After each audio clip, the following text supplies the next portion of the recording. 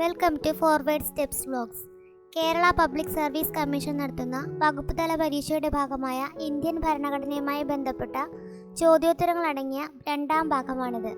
ഇത് ഉപകാരപ്രദമെങ്കിൽ ഞങ്ങളെ പ്രോത്സാഹിപ്പിക്കുന്നതിനും തുടർന്നുള്ള ഭാഗങ്ങൾ ലഭിക്കുന്നതിനുമായി ചാനൽ സബ്സ്ക്രൈബ് ചെയ്യുകയും നോട്ടിഫിക്കേഷനായി ബെല്ലൈക്കൺ എനേബിൾ ചെയ്യുകയും ചെയ്യുക. വിജയാശംസകൾ. പ്രസിഡന്റിൻ്റെയും അദ്ദേഹത്തിൻ്റെ ഓഫീസിൻ്റെയും ശമ്പളവും അലവൻസുകളും ഏത് ഫണ്ടിൽ അക്കൗണ്ട് ചെയ്യുന്നു? ഉത്തരം കൺസോളിഡേറ്റഡ് ഫണ്ടിൽ. ഓരോ സാമ്പത്തിക വർഷത്തിലും സർക്കാരിനെ പ്രതീക്ഷിക്കുന്ന വരവുകളും ചെലവുകളും ഉൾക്കൊള്ളുന്ന ഡാഷ് പാർലമെൻറ്റിൻ്റെ ഇരുസഭകളിലും പ്രസിഡന്റ് അവതരിപ്പിക്കുന്നു. ഉത്തരം ആനുവൽ ഫിനാൻഷ്യൽ സ്റ്റേറ്റ്മെൻറ്റ്.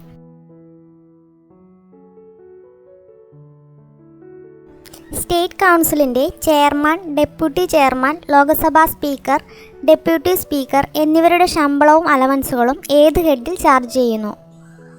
ഉത്തരം consolidated fund of India. Controller and auditor ജനറലിൻ്റെ ശമ്പളം, അലവൻസുകൾ, പെൻഷൻ എന്നിവ ഏത് ഹെഡിൽ ചാർജ് ചെയ്യുന്നു? ഉത്തരം കൺസോളിഡേറ്റഡ് ഫണ്ട് ഓഫ് ഇന്ത്യ.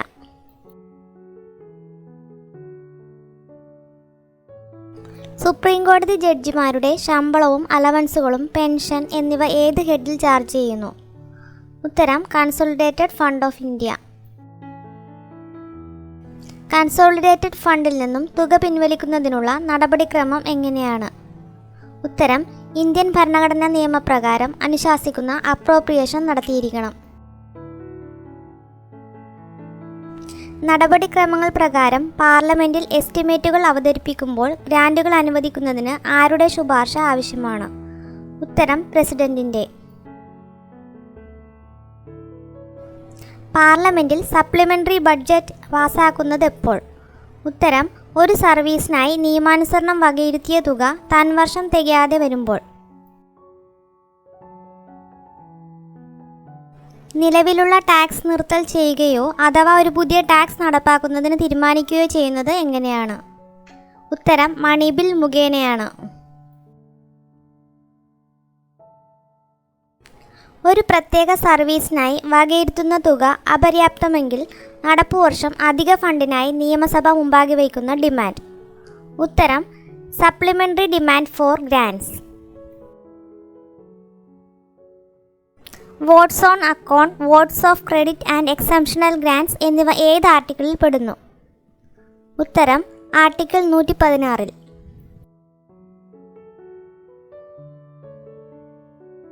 ഒരു സാമ്പത്തിക വർഷത്തിൽ ഒരു പ്രത്യേക സർവീസിനായി തുക വകയിരുത്തിയതിന് അനുവാദം നൽകുന്ന നടപടിക്രമം? ഉത്തരം വോട്ട്സ് ഓൺ അക്കൗണ്ട്. ഏത് സാമ്പത്തിക വർഷത്തിലെയും നിലവിലുള്ള സർവീസിന് ഗ്രാൻറ്റ് ഒഴിവാക്കുവാൻ വേണ്ടി പാർലമെൻറ്റ് നടത്തുന്ന നടപടി എന്ത്? ഉത്തരം എക്സംഷണൽ ഗ്രാൻറ്റ്. കൺസോളിഡേറ്റഡ് ഫണ്ടിൽ ചാർജ് ചെയ്യപ്പെടുന്ന തുക പാർലമെൻറ്റിൻ്റെ ഇരുസഭകളും പാസ്സാക്കണമെങ്കിൽ ആയതിനാവശ്യമായത് എന്ത്? ഉത്തരം ബില്ലിൻ്റെ പരിഗണനയ്ക്കായി പ്രസിഡന്റ് ശുപാർശ ചെയ്യണം.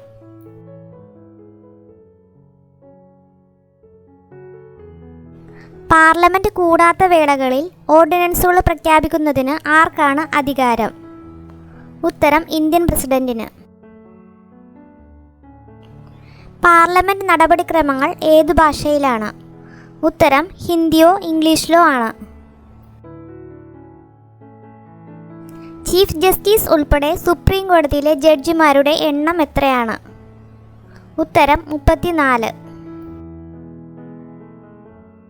സുപ്രീം കോടതി ചീഫ് ജസ്റ്റിസിൻ്റെ അഭാവത്തിൽ ചുമതലകൾ നിറവേറ്റുന്നത് ആര്? ഉത്തരം ഇന്ത്യൻ പ്രസിഡന്റ് ചുമതലപ്പെടുത്തുന്ന ഏതെങ്കിലും ജഡ്ജിമാർ.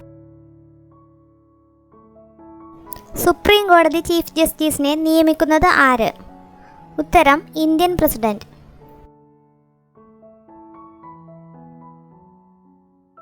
കൺട്രോളർ ആൻഡ് ഓഡിറ്റർ ജനറലിനെ നിയമിക്കുന്നത് ആര്?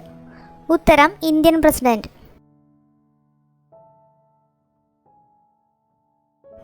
ഇന്ത്യൻ ഭരണഘടന ഏത് ആർട്ടിക്കിൾ പ്രകാരമാണ് കൺട്രോളർ ആൻഡ് ഓഡിറ്റർ ജനറലിനെ തലസ്ഥാനത്ത് നിന്നും നീക്കം ചെയ്യുന്നത്? ഉത്തരം ആർട്ടിക്കിൾ 148 1. ഇന്ത്യൻ ഭരണഘടന ഏത് ആർട്ടിക്കിൾ പ്രകാരമാണ് കൺട്രോളർ ആൻഡ് ഓഡിറ്റർ ജനറലിൻ്റെ ചുമതലകൾ നിർവഹിച്ചിരിക്കുന്നത്? ഉത്തരം ആർട്ടിക്കിൾ 149. കേന്ദ്രത്തിലെയും സംസ്ഥാനത്തിലെയും അക്കൗണ്ട്സ് എപ്രകാരം സൂക്ഷിച്ചിരിക്കുന്നു? ഉത്തരം കൺട്രോളർ ആൻഡ് ഓഡിറ്റർ ജനറലിൻ്റെ ശുപാർശ പ്രകാരം പ്രസിഡന്റ് നിർദ്ദേശിക്കുന്ന ഫോമിൽ.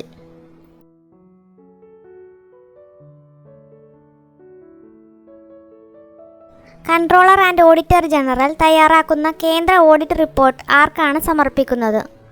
ഉത്തരം പ്രസിഡന്റിന്. Controller and auditor general audit റിപ്പോർട്ടുകൾ തയ്യാറാക്കുന്നത് ഇന്ത്യൻ ഭരണഘടന ഏതു പ്രകാരമാണ്? ഉത്തരം ആർട്ടിക്കിൾ 151 പ്രകാരം. കൺട്രോളർ ആൻഡ് ഓഡിറ്റർ ജനറൽ തയ്യാറാക്കുന്ന സംസ്ഥാനങ്ങളുടെ ഓഡിറ്റ് റിപ്പോർട്ടുകൾ ആർക്ക് സമർപ്പിക്കുന്നു? ഉത്തരം സംസ്ഥാന ഗവർണർക്ക്. സംസ്ഥാനത്തിൻ്റെ എക്സിക്യൂട്ടീവ് അധികാരി ആരാണ്? ഉത്തരം ഗവർണർ. ഇന്ത്യൻ ഭരണഘടന ഏത് ആർട്ടിക്കിൾ പ്രകാരമാണ് കേന്ദ്ര സംസ്ഥാനങ്ങളുടെ വാർഷിക ഓഡിറ്റ് റിപ്പോർട്ടുകൾ തയ്യാറാക്കി സമർപ്പിക്കുന്നത്? ഉത്തരം ആർട്ടിക്കിൾ 151 പ്രകാരം. സംസ്ഥാന ഗവർണറെ നിയമിക്കുന്നത് ആര്? ഉത്തരം ഇന്ത്യൻ പ്രസിഡന്റ്.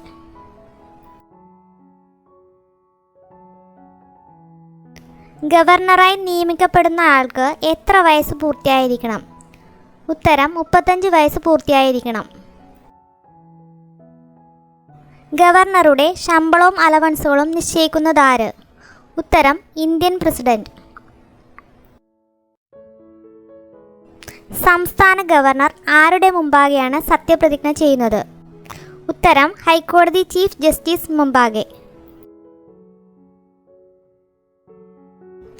ഗവർണർക്ക് ഉണ്ടായിരിക്കേണ്ട യോഗ്യതകൾ സംബന്ധിച്ച് ഇന്ത്യൻ ഭരണഘടന ഏത് ആർട്ടിക്കിളിൽ വ്യക്തമാക്കിയിരിക്കുന്നു? ഉത്തരം ആർട്ടിക്കിൾ 157. കോടതി ശിക്ഷിച്ച പ്രതികളുടെ ശിക്ഷാവിധി റദ്ദ് ചെയ്യുന്നതിനോ കുറവ് ചെയ്യുന്നതിനോ ഗവർണർക്ക് അധികാരമുണ്ടോ? ഉത്തരം ഇല്ല. എന്നാൽ സംസ്ഥാനം ആവശ്യപ്പെടുന്ന കേസുകളിൽ പുനഃപരിശോധന നടത്താവുന്നതാണ്.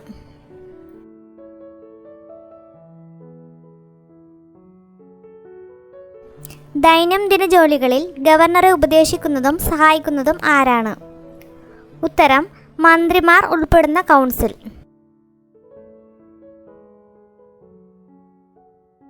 ഒരു സംസ്ഥാനത്തിൻ്റെ മുഖ്യമന്ത്രിയെ നിയമിക്കുന്നത് ആര്? ഉത്തരം ഗവർണർ.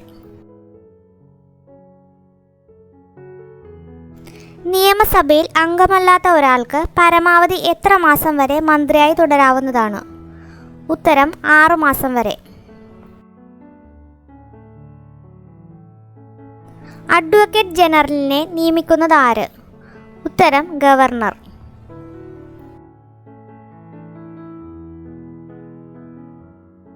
അഡ്വക്കേറ്റ് ജനറലിൻ്റെ ചുമതലകൾ.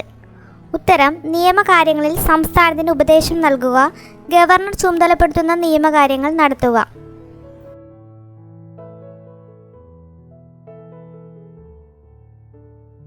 ഒരു സംസ്ഥാനത്തിലെ മന്ത്രിമാരെ നിയമിക്കുന്നത് ആരാണ്? ഉത്തരം മുഖ്യമന്ത്രിയുടെ ഉപദേശപ്രകാരം ഗവർണറാണ് നിയമിക്കുന്നത്.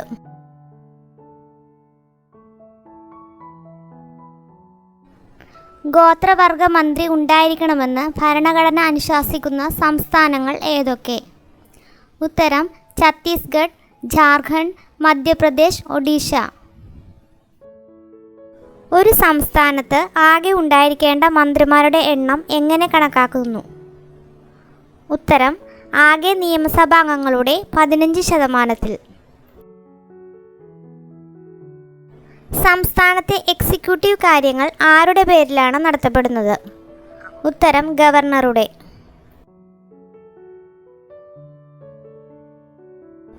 സർക്കാരിൻ്റെ സുഗമമായ നടത്തിപ്പിനാവശ്യമായ നിയമനിർമ്മാണം നടത്തുന്നത് ആര്? ഉത്തരം ഗവർണർ. സംസ്ഥാന നിയമസഭയുടെ കാലാവധി എത്ര വർഷം? ഉത്തരം 5 വർഷം.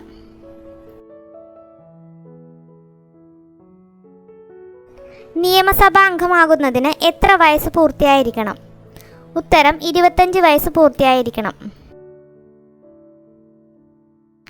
എത്ര മാസത്തിൽ കുറയാത്ത കാലയളവിനുള്ളിൽ നിയമസഭ സമ്മേളിച്ചിരിക്കണം? ഉത്തരം 6 മാസത്തിനുള്ളിൽ. നിയമസഭയിൽ സ്പീക്കറുടെ അഭാവത്തിൽ ആരാണ് പ്രസ്തുത ചുമതല വഹിക്കുന്നത്? ഉത്തരം ഡെപ്യൂട്ടി സ്പീക്കർ. സ്പീക്കറുടെയും ഡെപ്യൂട്ടി സ്പീക്കറുടെയും അഭാവത്തിൽ പ്രസ്തുത ചുമതല ആരാണ് നിർവഹിക്കുന്നത്? ഉത്തരം ഗവർണർ ചുമതലപ്പെടുത്തുന്ന അംഗമാണ്. ഒരു നിയമസഭാ അംഗത്തിൻ്റെ അയോഗ്യതയിന്മേൽ തീർപ്പാക്കുന്നത് ആര്? ഉത്തരം ഗവർണർ. നിയമസഭാ അംഗങ്ങൾക്ക് ശമ്പളവും അലവൻസുകളും ലഭിക്കുന്നതിന് അർഹതയുള്ളതിനെക്കുറിച്ച് ഏത് ആർട്ടിക്കിളിലാണ് പറഞ്ഞിരിക്കുന്നത്? ഉത്തരം ആർട്ടിക്കിൾ 195.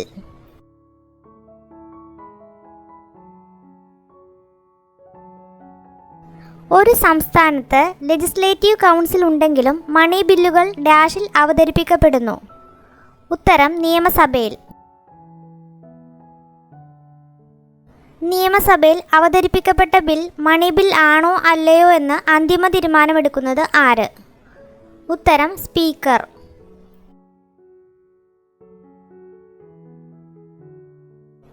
ഗവർണറുടെയും അദ്ദേഹത്തിൻ്റെ ഓഫീസിൻ്റെയും ചെലവുകൾ എവിടെ ചാർജ് ചെയ്യുന്നു?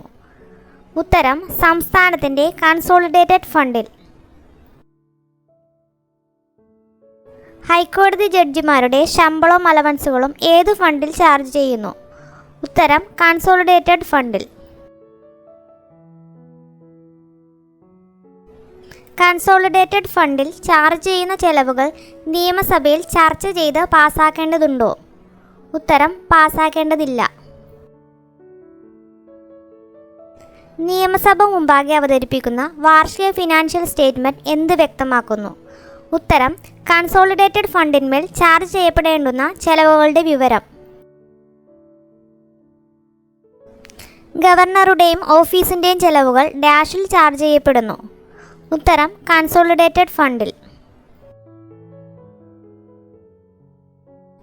കൺസോളിഡേറ്റഡ് ഫണ്ടിൽ നിന്നും വക മാറ്റുന്നതിന് നിയമസഭയിൽ അവതരിപ്പിക്കുന്ന ബിൽ? ഉത്തരം അപ്രോപ്രിയേഷൻ ബിൽ.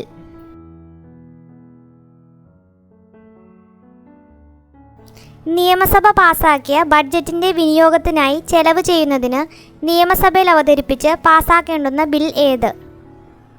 ഉത്തരം വോട്ട്സ് ഓൺ അക്കൗണ്ട്.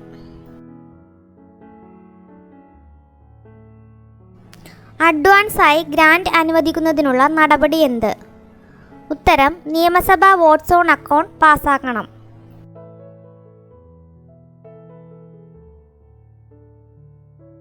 കൺസോളിഡേറ്റഡ് ഫണ്ടിൽ നിന്നും വിനിയോഗിക്കേണ്ടുന്ന തുക ആരുടെ ശുപാർശയോടുകൂടി നിയമസഭ പാസാക്കിയിരിക്കണം? ഉത്തരം ഗവർണറുടെ ശുപാർശയോടുകൂടി.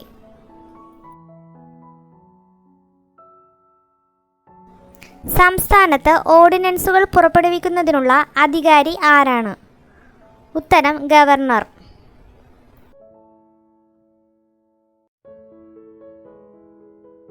എപ്പോഴാണ് ഗവർണർ ഓർഡിനൻസ് പ്രഖ്യാപിക്കുന്നത്? ഉത്തരം നിയമസഭ സമ്മേളിക്കാത്തപ്പോൾ. ഹൈക്കോടതി ജഡ്ജിയെ നിയമിക്കുന്നത് ആര്? ഉത്തരം ഇന്ത്യൻ പ്രസിഡന്റ്.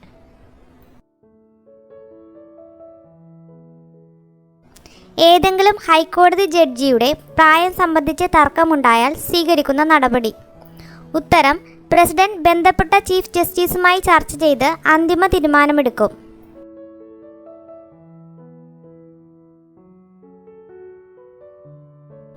റിട്ട് സെർഷ്യോറൈ എന്നാൽ എന്ത്? ഉത്തരം സുപ്രീം കോടതി ഹൈക്കോടതി കീഴ്ക്കോടതികൾക്ക് നൽകുന്ന നിർദ്ദേശം, ഉത്തരവ് ആണ്.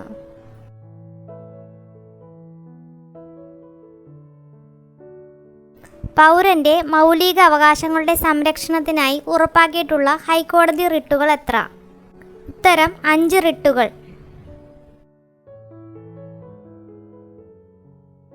ഹൈക്കോടതിയുടെ അഡ്മിനിസ്ട്രേറ്റീവ് ചാർജുകൾ ഏത് ഫണ്ടിൽ ചാർജ് ചെയ്യുന്നു? ഉത്തരം കൺസോളിഡേറ്റഡ് ഫണ്ടിൽ.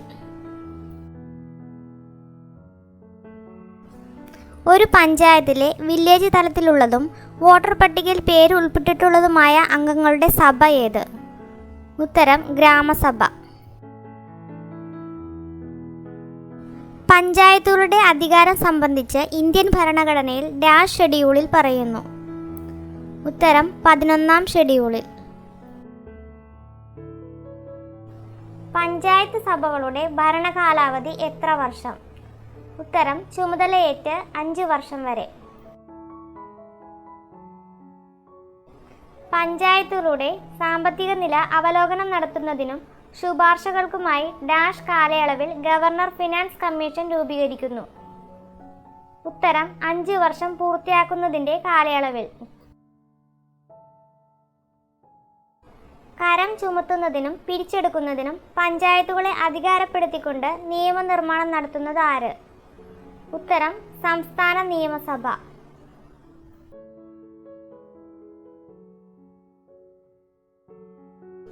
പഞ്ചായത്തുകളുടെ ഇലക്ഷൻ നടത്തുന്നതിനായി സ്റ്റേറ്റ് ഇലക്ഷൻ കമ്മീഷനെ നിയമിക്കുന്നത് ആര്? ഉത്തരം ഗവർണർ. മുനിസിപ്പാലിറ്റികളുടെ അധികാരങ്ങളും ഉത്തരവാദിത്തങ്ങളും ഇന്ത്യൻ ഭരണഘടനയുടെ ഏത് ഷെഡ്യൂളിൽ വ്യവസ്ഥ ചെയ്തിരിക്കുന്നു? ഉത്തരം 12-ാം ഷെഡ്യൂളിൽ.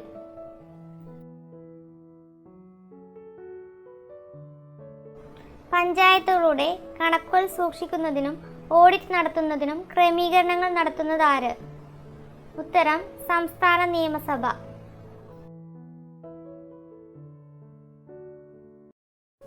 ഡിപ്പാർട്ട്മെന്റ് ടെസ്റ്റിന്റെ മറ്റ് സിലബസുകളുടെ വീഡിയോ ലഭിക്കുന്നതിനുള്ള ലിങ്കുകൾ ഡിസ്ക്രിപ്ഷനിൽ നൽകിയിട്ടുണ്ട്.